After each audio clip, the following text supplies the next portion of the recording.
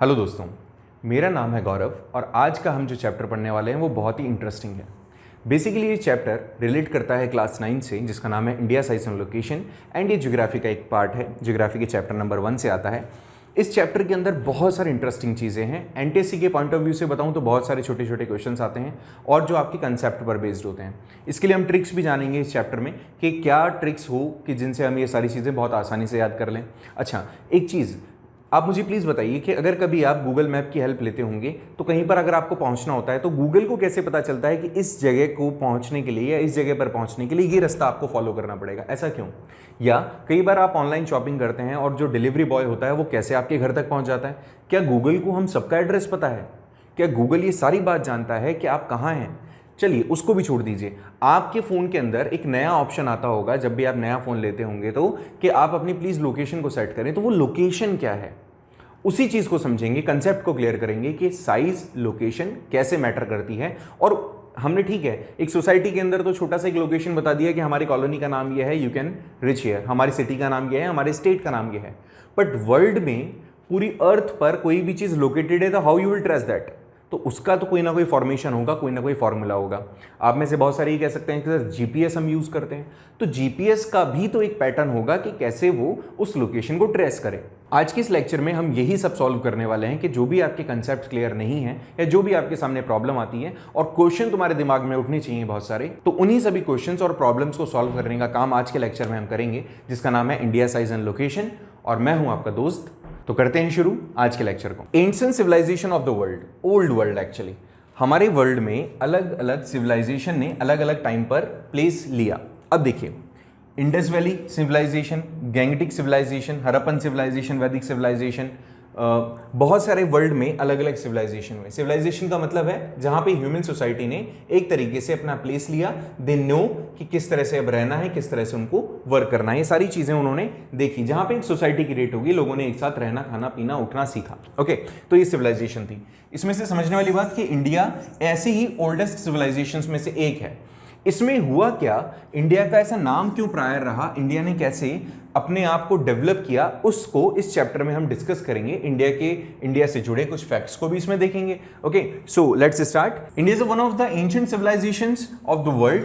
World की ancient civilizations में से एक है इंडिया। और उसने जैसे इंडिपेंडेंस अचीव करी 1947 में, उसके बाद से उसने धीरे धीरे धीरे सोशल एंड इकोनॉमिकल प्रोग्रेस को गेन किया। आज हमारा जो देश है इकोनॉमिकली वो बहुत तेजी से रैपिडली ग्रो कर रहा है। ओके, उसके पीछे क्या लॉजिक है वो भी हम डिस्कस करेंगे इकोनॉमिक्स के चैप्टर्स में। हम यहां पर जो बात कर रहे हैं वो ये है कि इंडिया जैसे इंडिपेंडेंट हुआ तो उसके सामने बहुत प्रॉब्लम्स थी। सबसे पहली चीज, सोसाइटी को किस तरह से उसको डेवलप करना है और इकोनॉमी को कैसे अपनी ग्रो करना है, ये 2-3 चीजें थी। तो वो ही इन्होंने किया। ओके, इंडिपेंडेंस के बाद से हमारे यहाँ economically and socially development start हो गए। आगे अगर हम देखें तो इंडिया ने एक बहुत बड़ा रिमार्केबल अचीवमेंट्स गेन किया है, चाहे एग्रीकल्चर का सेक्टर हो, चाहे इंडस्ट्रीज हो, चाहे टेक्नोलॉजी हो, चाहे ओवरऑल इकोनॉमिकल डेवलपमेंट की हम बात करें तो इंडिया का जो अचीवमेंट है वो बहुत ही रिमार्केबल है। Got it? और इसके साथ में ये कंटिन्यूसली आज भी वर्क करता जा रहा है, बढ़ता जा रहा है। It has contributed a lot in a world history. अगर हम पुरानी हिस्ट्री की बात करें या वर्ल्ड हिस्ट्री की बात करें तो इंडिया का कहीं ना कहीं उसमें बहुत इंपॉर्टेंस है। इंडिया ने हमेशा हेल्प की है और इंडिया हमेशा पार्ट रहा है वर्ल्ड में हर चीज़ के साथ में, चाहे साइंस के फील्ड में हो, चाहे मैथमेटिक्स के फील्ड में हो, चाहे डॉक्टर, चाहे इंजीनियरिंग, सारे फील्ड्स में इंडिया ने क्या किया है, अपना सपोर्ट दिया है वर्ल्ड को। तो इंडिया का एक बहुत बड़ा इंपॉर्टेंट पार्ट रहा। ओके, सो आज का हमारा जो चैप्टर होगा उसका जो पहला इंपॉर्टेंट टॉपिक है, ये तो सिर्फ एक इंट्रोडक्शन टाइप था, एक हमारा जो पहला टॉपिक है वो ये है कि इंडिया का लोकेशन क्या है वर्ल्ड में। अच्छा, इस चीज़ को मैं समझाऊंगा बट पहले क्या है कंसेप्ट कुछ क्लियर कर दूं। देखिए भाई, पहले तो ये डायरेक्शन देख लेते हैं अपन। ये नॉर्थ डायरेक्शन होता है, बहुत सारे बच्चों को क्लियर नहीं होता। आप कभी भी जानते होंगे ना कि जब आप मैप देखते हैं तो उसमें एक एरो बना हुआ आता है और वो डिनोट करता है हमेशा नॉर्थ के डायरेक्शन को। और ये इसलिए जिससे कि सभी लोग जब मैप पढ़े ना तो वो एक कॉमन तरीके से मैप को पढ़े। सोचिए, एक कागज का टुकड़ा है आपके पास में, उसको मैंने ऐसे पकड़ा है। इमेजिन कीजिए कागज का टुकड़ा है, मैंने इसको ऐसे पकड़ा और सोचिए, और फिर मैंने मैप बनाया, मैंने इसको रीड किया, स्टडी किया, मैंने किसी और को दिया तो उसने उस कागज के टुकड़े को ऐसे पकड़ लिया। समझ रहे हो? तो एक ऐसी कॉमन चीज तो होनी चाहिए थी जिससे कि मैं सही डायरेक्शंस जज कर पाऊं सारी चीज। अब कोई वर्टिकल है, सोचिए ये एक पर्सन है, ये यूं खड़ा है। Got it? अगर इसी चीज को, ये एक पोर्ट्रेट में है, ठीक है, एक फोटो में है, इसी चीज को कोई इस तरह से देखेगा तो मैंने कहा देखो कितनी अच्छी चीज है, उसने कहा कहां अच्छी है, ये तो उल्टी है। तो कोई ना कोई ऐसा बेस तो होना चाहिए ना जिससे कि हम बता सकें, मैप को पढ़ सकें। तो मैप पढ़ने के लिए एक बेसिक सा कॉमन एलिमेंट निकाला गया, कॉमन एक रूल निकाला गया कि मैप को हमेशा नॉर्थ डायरेक्शन की तरफ रखते हुए ही पढ़ना है। कभी भी आपको अगर डायरेक्शंस को देखना होता है तो आप सबसे पहले नॉर्थ को ऊपर की ओर रखते हैं, देन फिर आप मैप बनाते हैं। ये नॉर्थ होता है, ये वाला हिस्सा जो होता है ये ईस्टर्न होता है, ये होता है वेस्ट, और ये होता है आपका साउथ।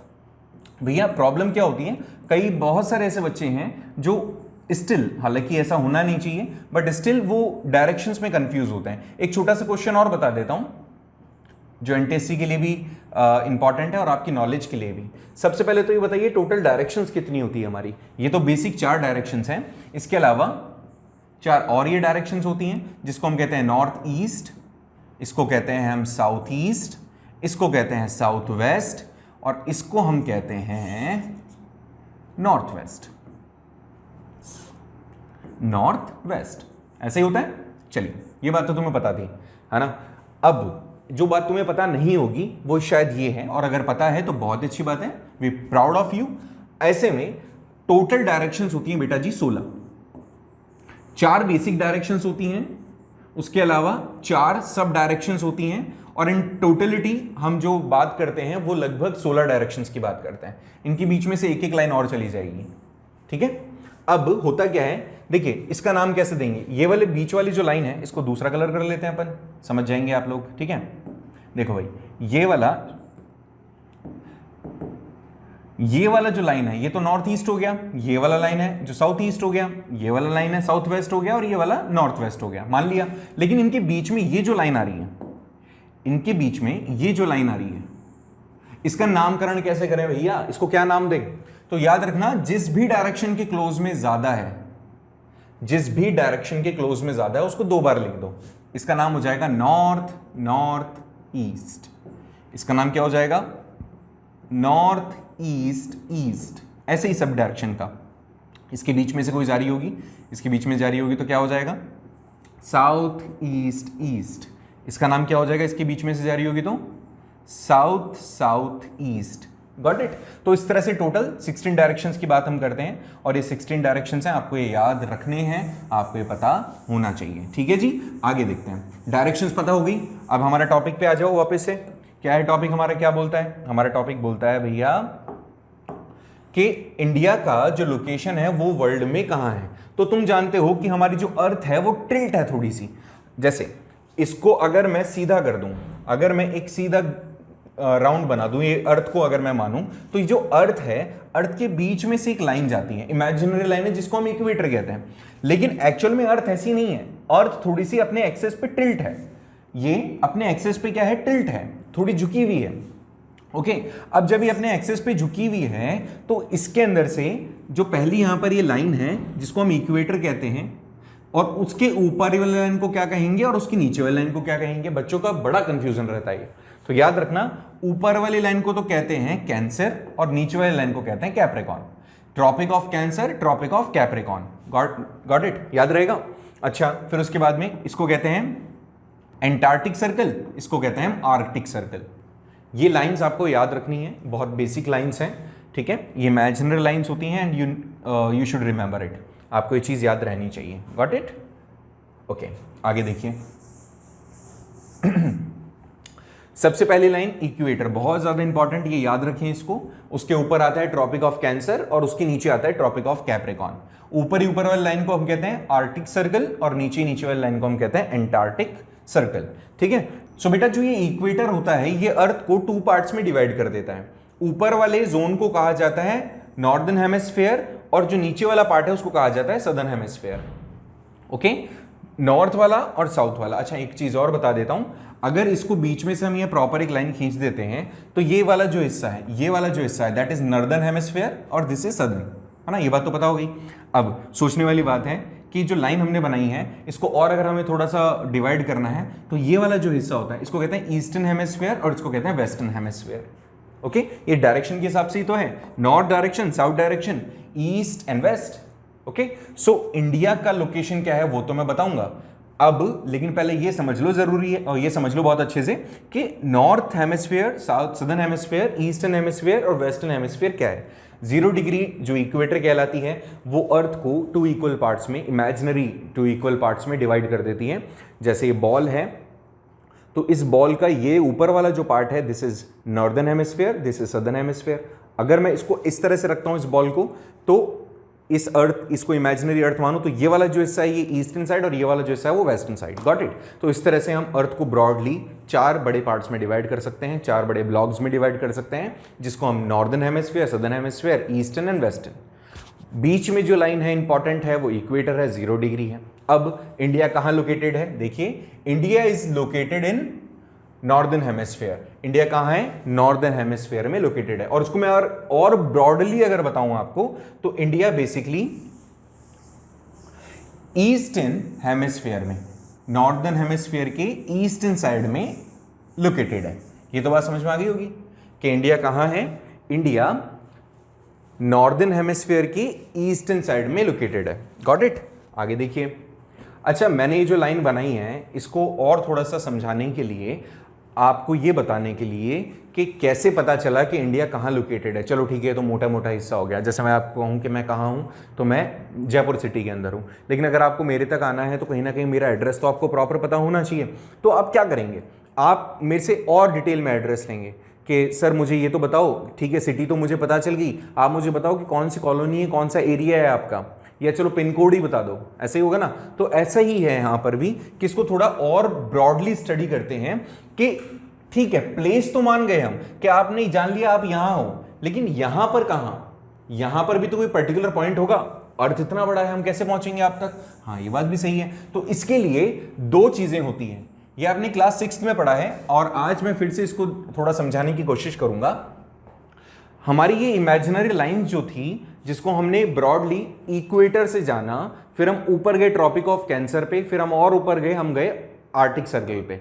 इक्वेटर से ठीक नीचे आए तो ट्रॉपिक ऑफ कैप्रिकॉर्न आया और उसके नीचे आया एंटार्क्टिक सर्कल। अब भैया दिक्कत क्या होती है, इनके बीच में भी बहुत सारे लाइंस होती हैं। आप एक बात बताओ, ये आपका पेपर है, मैंने अगर एक डॉट रखा, यहां पर डॉट बना दिया, तो ये पर्टिकुलर प्लेस हुआ ना कि भाई ये है अपना वो जगह जहां पर अपने को कुछ पॉइंट करना है। तो ये कैसे आप पता कर सकते हो? अच्छा, एक और चीज बताता हूं। आप ये करते होंगे ना, अगर आपको किसी पेपर का सेंटर निकालना होता है, अगर आपको कोई स्क्वायर पेज है, स्क्वायर पेज के लिए क्या करते हो आप? उसको ऐसे फोल्ड करते हो एक बार, फिर दूसरी बार फोल्ड करते हो, तो मिड में क्या आ जाता है? उसका सेंटर आ जाता है। ऐसे होता होगा ना बचपन में, अगर आपने कागज से कुछ क्रिएटिव किया हो तो ऐसे होता है। तो ये भी क्या है, ऐसा ही हम कुछ इमेजिनरी लाइंस बना देते हैं। और ये जो इमेजिनरी लाइंस होती हैं, ये एक दूसरे को कहीं ना कहीं क्रॉस करती हैं एक किसी पॉइंट पर। तो कुछ लाइंस होती हैं लैटिट्यूड एंड कुछ लाइंस होती हैं बेटा लॉन्गिट्यूड। लैटिट्यूड्स क्या होता है, लॉन्गिट्यूड्स क्या होता है, क्लास 6 में तुमने पढ़ा है, बट फिर भी आज आपको ये चीज थोड़ा सा और मैं डिटेल में समझाने की कोशिश करूंगा कि इनका मेन मकसद क्या है बनाने का। हालांकि ये रियलिटी में एग्जिस्ट नहीं कर सकती, दीज आर इमेजिनरी लाइंस, आपको ये याद रखना है, ठीक है। अच्छा जी, सबसे पहले लैटिट्यूड की बात करें तो लैटिट्यूड क्या होते हैं? देखो, ये वाले लाइंस जो कैसी हैं, हॉरिजॉन्टल है। जो लाइंस लैटिट्यूड होती है वो हॉरिजॉन्टल होती है, अर्थ के ऊपर या आपकी ग्लोब के ऊपर मेंशन की जाती है, बनाई जाती है, छापी जाती है। और अगर ये लैटिट्यूड की बात करें तो लैटिट्यूड की जो लाइंस होती हैं वो कैसी होती हैं? वर्टिकल होती हैं। एक कुछ लाइंस तो ऐसी वर्टिकल हुई, कुछ हॉरिजॉन्टल हुई। और जब ये हॉरिजॉन्टल और वर्टिकल लाइंस हुई तो इन्होंने आपस में क्या किया, एक तरीके से ग्रिड बना दिया। ग्रिड सिस्टम क्या होता है?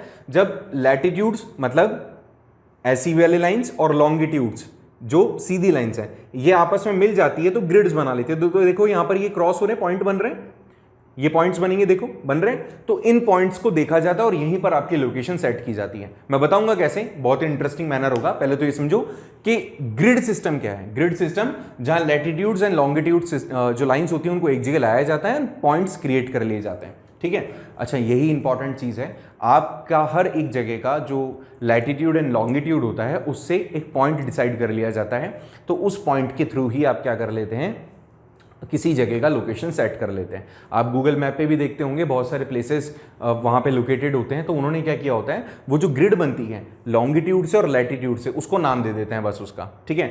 एरोप्लेन हवाई जहाज होता है, एरोप्लेन जो होता है हवा में उड़ रहा होता है, वहाँ तो कोई ट्रैफिक सिग्नल्स ही नहीं है, यहाँ तो कोई डायरेक्शन बताता ही नहीं है कि भैया यहाँ से उड़ना है तो इधर जाओगे तो अमेरिका आ जाएगा और इधर जाओगे तो इंडिया आ जाएगा, ऐसा होता है? नहीं होता। उनको कैसे पता होता है कि मुझे उड़ना कहाँ है? वो इन्हीं लोकेशन को, ये जो ग्रिड पर बनी हुई लोकेशंस हैं, इनको क्या कर लेते हैं, पॉइंट कर देते हैं। जैसे ही वहां पर उनको ये पता होता है कि इंडिया का जो लोकेशन होगा वो क्या होगा, उसको लैटिट्यूड और लॉन्गिट्यूड जो होता है वो उसमें अपने जो सिस्टम होता है उसके अंदर वो सेट कर देते हैं और एरोप्लेन उसे डायरेक्शन को फॉलो करता हुआ चलता जाता है। तो इसमें उनको फिर जरूरत नहीं पड़ती। गूगल मैप भी यही करता है, जब आप किसी भी प्लेस को सर्च करते हो और उसको अगर डिटेल में देखोगे तो वो लॉन्गिट्यूड और लैटिट्यूड ही बताएगा कि लॉन्गिट्यूड इतना है, लैटिट्यूड इतना है। बात समझ में आई? तो यही उसका एड्रेस होता है। अच्छा, अब ये लॉन्गिट्यूड और लैटिट्यूड क्या है थोड़ा और डिटेल में बताता हूं तुम्हें। तो सबसे पहले बताता हूं लॉन्गिट्यूड को, एनटीएससी में क्या क्वेश्चन बन सकता है वो भी बताऊंगा। सो लॉन्गिट्यूड को समझ रहे हैं हम। तो लॉन्गिट्यूड के अंदर क्या है, the distance of a place east और waste of a line from north pole to south pole that passes through Greenwich in London। आप पहले तो फोकस करो, ये आ गया आपका लंदन यहां पे, और ये जो पॉइंट मैंने किया है यहां पर ये प्लेस है ग्रीनविच। तो ग्रीनविच से एक लाइन गुजर रही है, देखो मैंने मार्क कर रखा है ये वाला लाइन। इस लाइन से ईस्ट डायरेक्शन और इस लाइन से वेस्ट डायरेक्शन, इस तरफ जो लाइंस होगी मूव करेगी, या तो मैं काउंट ऐसे करूंगा इस तरफ से, या मैं काउंट इस तरफ करूंगा। देखो यहां दिख रहा भी होगा तुम्हें, इसको थोड़ा सा देखिए आप, 0 10 20 30। अब ये तो ग्लोब है तो ये पीछे जाके भी तो मिल रही होगी। Got it? इसको थोड़ा और समझो, देखो कैसे, देखो इमेजिन करो ये ग्रीनविच है तो ये पीछे से भी तो आ रही होगी अपने, ग्लोब है। अगर देखो ये ग्लोब है, ऐसे लाइन जा रही है, पूरा एक सर्कल निकाल रही होगी ना। तो यही चीज इसने कही है कि जो प्लेस है, कोई भी प्लेस अगर वो इस लॉन्गिट्यूड के ईस्ट साइड में है तो उसके नाम के आगे ईस्ट लिखा जाता है, उसके लोकेशन के आगे, और अगर वो वेस्ट साइड में है तो वेस्ट लिखा जाता है। ठीक है जी। अच्छा भाई और सुनो, और इंपॉर्टेंट चीज है, इन सभी लाइंस को क्या कहा जाता है, मेरिडियंस। आप जब टाइम देखते हो तो उसके अंदर क्या होता है, लास्ट में जैसे जो भी टाइम हो रहा है, मैंने इमेजिन किया 10 AM, तो ये जो एम होता है ना, ये डिनोट करता है किसको, मेरिडियन को। और पीएम में भी सेम यही होता है। इसको प्राइम मिनिस्टर मत कह देना, तुम जानते होंगे वैसे तो। अच्छा, बहुत सारे बच्चे तो ये भी नहीं जानते एएम और पीएम की फुल फॉर्म क्या होती है, वो तो सिर्फ सुनते आ रहे हैं, बहुत सारे बच्चों को नहीं पता होगा। तो एंटी मेरिडियन कहते हैं इसको और पोस्ट मेरिडियन कहते हैं इसको। एंटी मेरिडियन क्या है, पोस्ट मेरिडियन क्या है, वो भी मैं आपको बताऊंगा। हम बहुत सारे शॉर्ट्स बनाएंगे जिसमें ऐसे कुछ अच्छे अच्छे ट्रिक्स की बात करेंगे। तो ये जो मेरिडियन है, ये वाला पीएम और एएम के अंदर ये एम जो है वो यहीं से आया है। इसको समझाऊंगा मैं कि ये कैसे टाइम डिसाइड करती है अगले वाले लेक्चर के अंदर, बट पहले यहां समझना है कि इनको क्या कहा जाता है, मेरिडियंस। आगे देखिए ये कहां से कहां चलता है, ये नॉर्थ से साउथ डायरेक्शन के अंदर मूव करती है। ये काम क्या करती है, ये मेजर करती है डिस्टेंस ईस्ट और वेस्ट का। It measure the distance east और west of the prime meridian. ये है सबसे पहली लाइन जिसको 0 डिग्री भी कहा जाता है, जो ग्रीनविच से जाती है। इसका नामकरण हुआ है भैया प्राइम मेरिडियन से। तो ये जो प्राइम मेरिडियन है, इससे ये ईस्ट डायरेक्शन में जो जो लॉन्गिट्यूड्स हैं उनको, और जो वेस्ट साइड में जितने भी लॉन्गिट्यूड्स हैं उनको, उनसे इनका डिस्टेंस बताती हैं। इसको हम डिस्कस करेंगे कि क्यों ये डिस्टेंस हम काउंट करते हैं, बताऊंगा मैं, डोंट वरी। आगे देखिए, the longitudes are farthest apart at the equator and meet at the pole. सबसे ज्यादा जो दूरी पर है वो इक्वेटर पे, और सबसे क्लोजली जो मिलती है वो कहां पे, पोल्स पर मिलती है। मतलब इसको सिंपल फॉर्म में समझो, सारी जो लॉन्गिट्यूड्स होंगी वो कहां मिलेगी, पोल्स पर, ये आपस में पोल्स पर मिलती है। और सबसे ज्यादा जो दूरी होती है वो इक्वेटर पे होती है। इनके बीच में जो सबसे ज्यादा डिस्टेंस होगा ना, इस वाले लाइन के बीच में ये जो डिस्टेंस होगा सबसे लंबा कहां होगा, इक्वेटर पे, 0 डिग्री पे। ठीक है, सबसे ज्यादा जो डिस्टेंस होगा वो इक्वेटर पे होगा। भाई कोई चीज जो बॉल है, इमेजिन करो ये बॉल लिया आपने, इस पे आपने रबर बैंड को स्टक कर दिया, तो रबर बैंड सबसे ज्यादा खिंचेगा कहां, बिल्कुल जब उसको बीचों बीच लगाओगे आप, वही तो है। तो हमने क्या किया, लॉन्गिट्यूड की बात कर रहे हैं हम। तो ये एक तरीके से मान लो रबर बैंड है, तो रबर बैंड आपने लगाया, एक और रबर बैंड लगा रहे हो, तो इसने कहा मिलेंगे कहां, जहां पे वो क्रॉस करेंगे। और सबसे ज्यादा डिस्टेंस उनके बीच में कहां होगा, इस इक्वेटर पे होगा, 0 डिग्री पे। देखो कैसे बोला है इसने, इसको ऐसे समझना, ये वाली लाइन आ रही है, देखो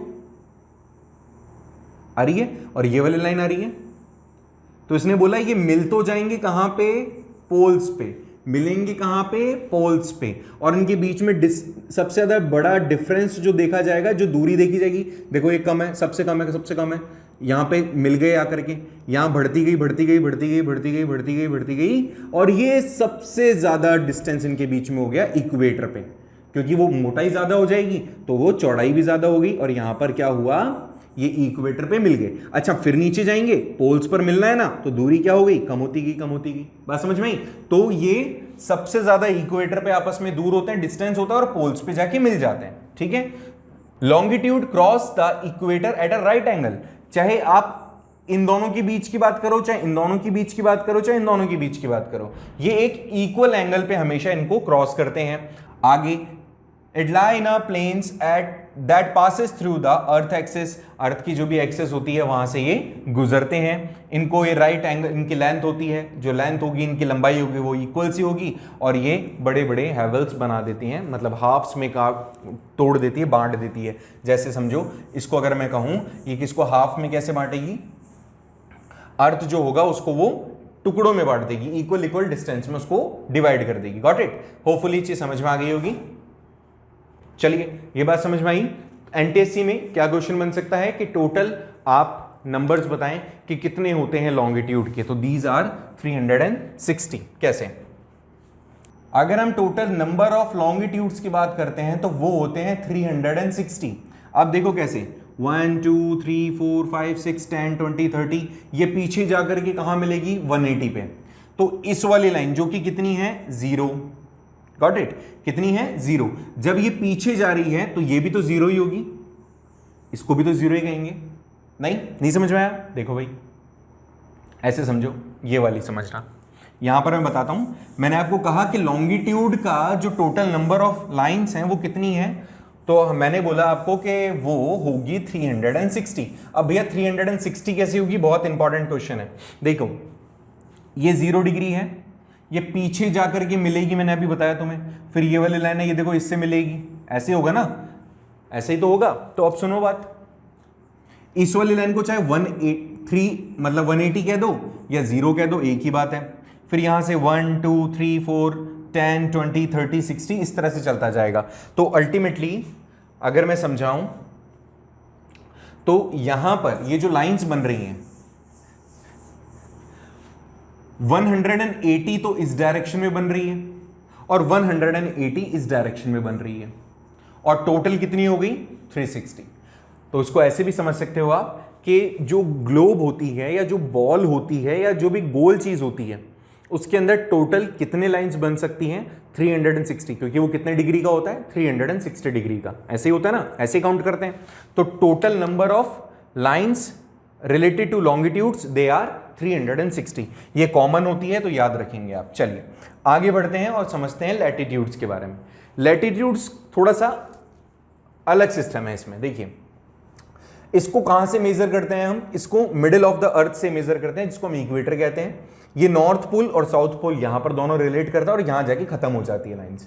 इनको हम पैरेलल्स कहते हैं। पैरेलल क्या होती हैं, जो एक दूसरे को कभी भी क्रॉस ना करे, उसको पैरेलल्स कहा जाता है। कौन से डायरेक्शन में, ये डायरेक्शन इनका देखा जाता है ईस्ट एंड वेस्ट डायरेक्शन में। इसको ऐसे भी समझ सकते हो आप, ये सारी लाइंस हैं,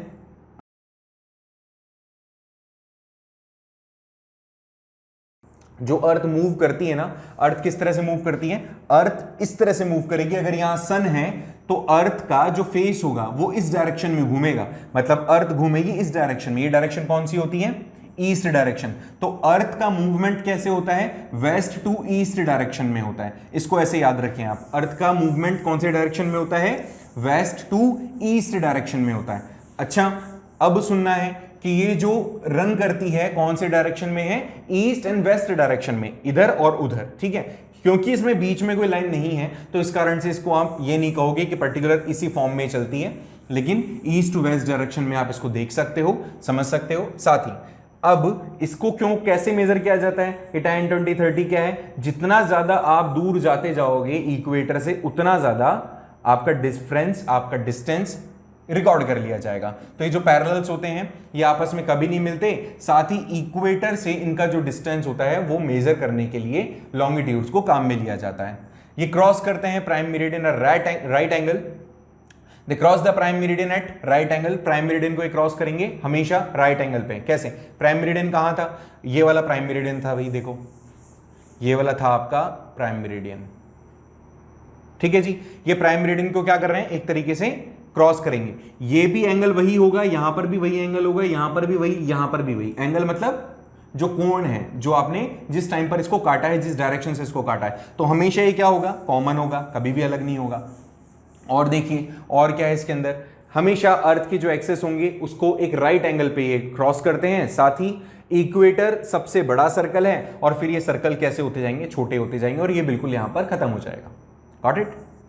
बहुत ही सिंपल सी चीज थी, बच्चों वाले कंसेप्ट हैं, आपको पता होने चाहिए। मैं कंसेप्ट थोड़े क्लियर करने की कोशिश कर रहा हूं कि जो सबसे बड़ा सर्कल होगा वो इक्वेटर का होगा, एंड देन ये जैसे जैसे ऊपर या जैसे जैसे नीचे जाएंगे तो इस सर्कल का जो डायमीटर है वो कम होता जाएगा, ठीक है। ये बॉल है ना, तो देखो ये एंगल जाकर के यहां पर अगर पॉइंट होगा तो वो खत्म हो जाएगा। तो 90 डिग्री इधर, 90 डिग्री इधर, बीच में 0 डिग्री। तो इसी कारण से टोटल लैटिट्यूड्स का नंबर देखते हैं तो 1 2 3 4 90, 1 2 3 4 90, और बीच में जो एक हमने देखा है जिसको हम कहते हैं इक्वेटर, तो ये टोटलिटी में बन जाता है 180। तो टोटल अगर आपसे पूछा जाता है कि कितने होते हैं लैटिट्यूड, तो आप कहेंगे कि ये होते हैं इन टोटल नंबर 181। टोटल कितने नंबर हैं, कितनी लाइंस हैं, तो देयर आर 181। कितनी लाइंस? 181। ओके, सो ये इनका बेसिक सा कंसेप्ट है जो मैंने आपको क्लियर करने की कोशिश की। एक बार छोटा सा क्विक रिवीजन ले लेते हैं और समझने की कोशिश करते हैं कि इनका बेनिफिट क्या होगा आगे। तो देखिए, सबसे पहला जो बेसिक कंसेप्ट है वो है अर्थ टिल्ट है अपने एक्सेस पर, इक्वेटर सबसे बीच में होती है, ट्रॉपिक ऑफ कैंसर उसके ऊपर, Arctic circle, Antarctic circle, Tropic of Cancer, Capricorn, sorry, ये आपको सारी चीजें याद रखनी है। अच्छा, ये जो सिस्टम है, ये जो नंबर यहां दिए हुए हैं ना, क्या होता है 0 डिग्री। 0 डिग्री के बारे में तो मैंने बता दिया, इसके आगे वाले में आपको कंसेप्ट क्लियर करूंगा। अच्छा, क्वेश्चन है कि इंडिया कहां लोकेटेड है, तो नॉर्दर्न हेमिस्फीयर में है। नॉर्दर्न में, और अगर और डिटेल में बात करते हैं तो ईस्टर्न साइड में है। पूरी अर्थ के अंदर सही लोकेशन को एग्जैक्टली पता करने के लिए, ट्रेस करने के लिए ये सिस्टम अडॉप्ट किया गया है, जहां इमेजिनरी लाइंस बनाई गई थी। एक का नाम था लैटिट्यूड, एक का नाम था लॉन्गिट्यूड। जो टोटल लैटिट्यूड्स हैं और जो टोटल लॉन्गिट्यूड्स हैं उनके बीच का रिलेशन हमने जाना कि ये मिलकर के ग्रिड सिस्टम बनाती हैं, और इससे हमें किसी भी डायरेक्शन का पता चल जाता है। देखो ग्रिड सिस्टम भी एक बार हल्का सा मैं आपको बना के दिखा देता हूं। ये तो हो गई एक लाइन हमारी, देखो भाई, ये तो हो गई आपकी एक लाइन, ठीक है। ऐसे ही सारे लाइन चलेंगी, ऐसे चलेगा, ऐसे चलेगा ना। अच्छा, सेम किस्सा यहां पर भी होगा। देखो यहां पर ये क्या करती है, मिल जाती हैं, ये ऐसे मिल जाती हैं और ये 90 डिग्री बन जाती है। ये कौन सी बन गई, ये 90 डिग्री। अच्छा, अब मैं आसानी से पता लगा सकता हूं कि भैया देखो लॉन्गिट्यूड तो इतना, लैटिट्यूड इतना, मैं इस एग्जैक्ट लोकेशन पे पहुंच जाऊंगा। तो ये जो सिस्टम मैंने बनाया है, ये तो टोटल मुझे यहां पे लाइंस जब मैं बनाऊंगा तो आपको पता चल जाएगा, this is called the grid system. ये ग्रिड सिस्टम है। आगे समझ में? ग्रिड सिस्टम और अच्छे समझ सकते हो, आप कैमरा यूज करते हो, कैमरा सेटिंग में जाना, वहां पे आ जाएगा ग्रिड ऑप्शन। तो ग्रिड सेटिंग को जैसे ही ऑन करोगे तो आपके कैमरे के जो स्क्रीन है उसके ऊपर लाइंस आ जाएंगी। तो उससे क्या करते हो, आप कैमरे को स्टेबल बनाते हो, कैमरे को एक तरीके से आप राइट एंगल दे सकते हो किसी भी पोजीशन को एग्जैक्टली ट्रेस करने के लिए। So this is your grid system, और जिससे हम किसी भी जगह की लोकेशन पता कर लेते हैं। अगर टोटल नंबर बात करें एग्जाम पॉइंट ऑफ व्यू से, तो 360 लाइंस तो ये होती हैं, कौन सी, लॉन्गिट्यूड, और 181 लाइंस होती हैं लैटिट्यूड। ये तो बेसिक सा इंट्रोडक्शन रहा लॉन्गिट्यूड एंड लैटिट्यूड का। इसके बाद में हम पढ़ेंगे नेक्स्ट लेक्चर के अंदर कि लॉन्गिट्यूड और लैटिट्यूड का इंडिया के साथ क्या रिलेशन है और इनका लॉन्गिट्यूड और लैटिट्यूड एड्रेस क्या है। समझ में आई बात? आज के लिए इतना ही। हम पढ़ेंगे नेक्स्ट लेक्चर में इसके और डिटेल के अंदर और डिस्कशन करेंगे इसके बारे में। कोशिश करें आप कि जितना ज़्यादा हो सके उतना ज़्यादा इसको कंसेप्ट वाइज समझें। नहीं समझ में आता है तो कमेंट में प्लीज़ बता दीजिएगा कि क्या चीज़ तुम्हें क्लियर नहीं हुई है, तो नेक्स्ट लेक्चर में उसको पहले मैं सॉल्व करूंगा, उसके बाद हम डिस्कस करेंगे नेक्स्ट टॉपिक को। Thank you so much for joining the class. Next class में मिलेंगे और पढ़ेंगे इसके आगे। Thank you, bye bye, see you, have a nice day.